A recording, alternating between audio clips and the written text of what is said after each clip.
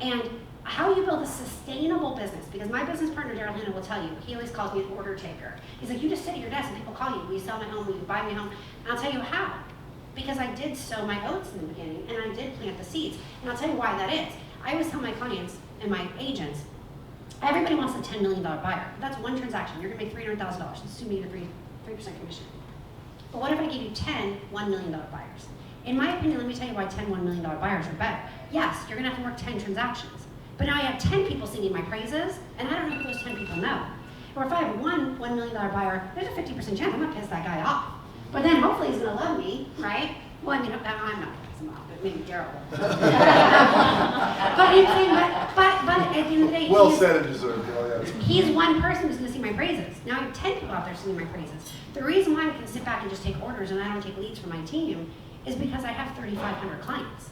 So 3,500 clients are singing, maybe not all of them, but even if 10% were singing my praises, and then those 10% referred me to people, that's how you build a sustainable business. The other model, you built a data bank of people wanting to talk to you. And again, what she said was perfect. 3,500, what else more than that? Count your new homes. Yeah, so count your flips. Yeah, so we were doing that. We were looking at that. It was actually closer to about 5,000 all in all with flips and everything.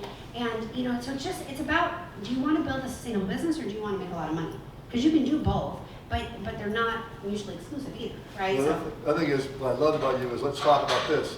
You did $110,000 home, 65 to make your $190,000. Yeah. Then you kind of wrote it up into the 6, 4, 5, 6. Everybody's riding up, prices going up. Yeah. Then we have 08. Then the market crashes. Then I started selling. Now, first of all, you were like heading to luxury. You were this person that was kind of considered. Oh, you had this network of people, wealthy, investor, and now all of a sudden the whole world crashes. And now her clients are like, you got it, I'm out. I have no money, I'm out, I'm bankrupt, I'm this. So now this princess, supposedly, has to go do what? Short sell. So you guys, let me tell you what happened. I never even heard the word short sell because remember, I was 18 in 2000. I graduated high school in the year 2000. I never heard of the word short sell, didn't know what it was. I'm selling a home for a client in Summerlin. It's $650,000, it appraises $4,500 below the value. My client's like, I don't have the money. We're $4,500 short. I'm like, well, what happens to the $4,500? Like, I didn't know what a short sale was, right? I'm like, well, who pays that? Buyer didn't want to pay it. Seller didn't want to pay it. So I Google it, right? I'm like, what do you do when the bank is losing money? How does the bank lose money? What do you do? Started talking to the short sale department. Long story short, that was my first short sale. Bank lost $4,500. In the same calendar year, I did a short sale where the bank lost $4.5 million on one house. That's how fast our market was adjusting and taking. In 24 months, I had completed 450 short sales from not even knowing what the word short sale was. Now, there was no short sale university. There was no short sale. No one was running classes till 3 years later when it really wasn't a thing anymore. Yeah.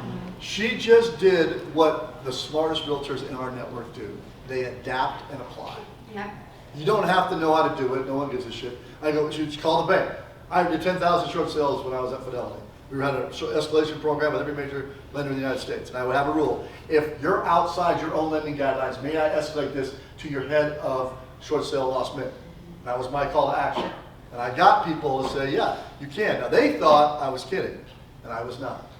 We sent almost 1,000 requests literally every 3 weeks where you are outside of your own. You were supposed to respond in 8 days. This is the 9th day. You haven't responded. Boom.